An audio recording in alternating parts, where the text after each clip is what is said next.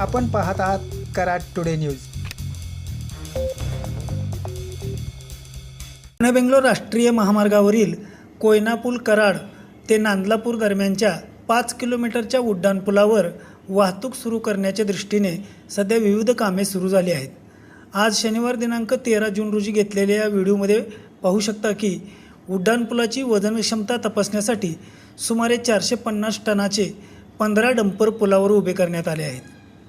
72 तासाहून अधिक तास ही तपासणी सुरू राहणार आहे।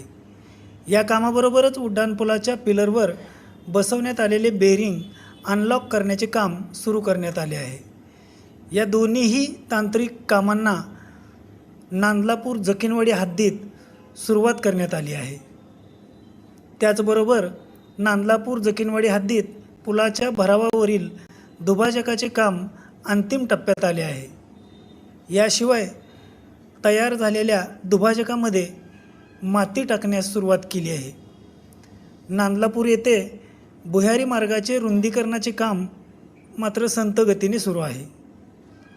दरम्यान नांदलापूर नजीक सातारा कोल्हापूर लेनवरील रस्त्याचे डांबरीकरण सुरू करण्यात आले आहे। या कामामुळे कोल्हापूरकडे जाणारी वाहतूक सेवा रस्त्याने सुरू करण्यात आली आहे।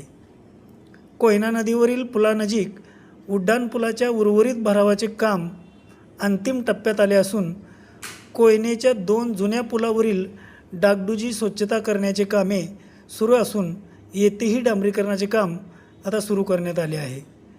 दरम्यान मुख्य उड्डाणपुलावरील संरक्षक कटड्यांसह दुभाजकामधील पथदिव्यांची कामे अजूनही बाकी आहेत।